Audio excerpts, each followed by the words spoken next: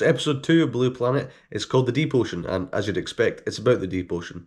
So we open up with a sperm whale. So sperm whales are pretty notorious for being deep diving predators. They hunt giant squid in the deep ocean, and it's quite a good way to start the episode because they're a pretty familiar animal. We all kind of know what a sperm whale looks like, and since we're not going to see very many animals that we've seen before, it's a good way of just easing you into the deep ocean. Then after that we start to dive. We see that a lot of organisms in the deep ocean are transparent, and that's simply because not a lot of light penetrates the deep ocean. And we see how bioluminescence works. We see how it's used by both predators and prey. We see hatchet fish, which are bioluminescence on their side, and they have a very interesting counter shade at the bottom, where they have these pigments that mimic the ocean above, so predators below them can't distinguish them from the light above.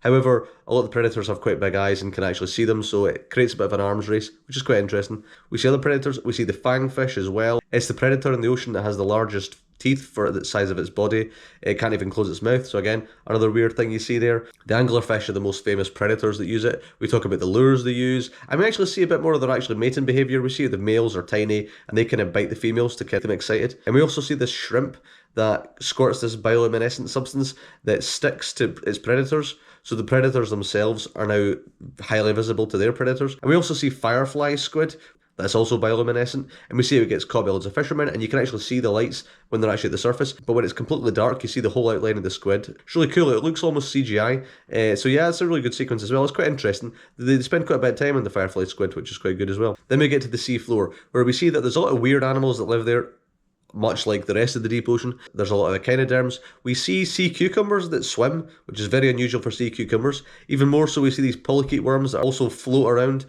It's kind of weird, a very unusual behaviour for these kind of animals.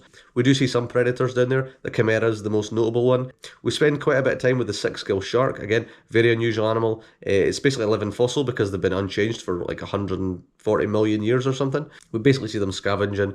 We also see a whale carcass. We saw it before in the last episode, so I'm not going to go on about it too much.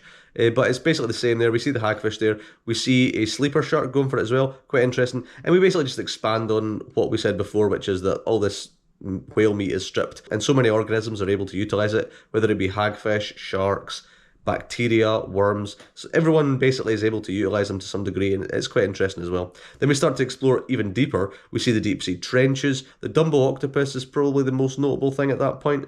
They kind of highlight how much it looks like Dumbo and where it got its name. I mean, I think this did a better job of showing you how weird it actually looks. And we see all these weird communities that pop up, like the crabs, the tube worms. Obviously, these communities aren't impacted by the sun at all. They get their nutrients from the cyanobacteria, which get their heat from the deep sea vents themselves. And as we explore deeper into the abyss, we see a lot of weird habitats that weren't seen before. This weird brine lake, which again is a lake that's underwater, but it's just because the water's so salty, it creates a separate layer, and it's got this beach almost made out of mussels, which are still functioning. There's a lot of dead things in there, but they still seem to be functioning. And these forested tube worms as well, which are so old, they're like 200 years old. This episode at the time was pretty great. I mean, it would have been pretty remarkable. People hadn't seen the deep ocean before. However, the fact that we've seen the deep ocean so many times since then, I feel like the effectiveness of this episode has kind of been lost over the years, maybe.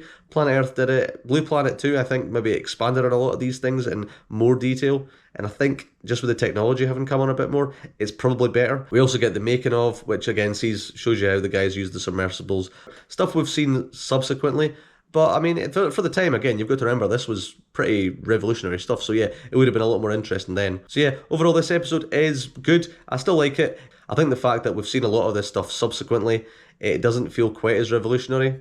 However, you can't deny that this was a revolutionary episode, and again, people hadn't seen this stuff before. I feel like everything else in this series, people had probably seen or at least knew about. Nothing in here was probably known to anyone at the time. So yeah, overall, this episode's good. Highlights, I mean, I don't know what highlights are, to be honest. I feel like this episode doesn't have sequences, it's more just showing you weird stuff. The shrimp was pretty cool. Maybe that's probably the highlight, maybe. But no, it was pretty good. So yeah, what were your thoughts on the episode? I'm not going to ask you highlights because I feel like it's not a very highlighty episode. But yeah, let me know in the comments below what you thought of it. Next week, I'll be doing the open ocean episode. So a bit more familiar stuff there. And yeah, feel free to like, comment and subscribe as ever, or don't if you don't want to. And I will see you next week, and goodbye.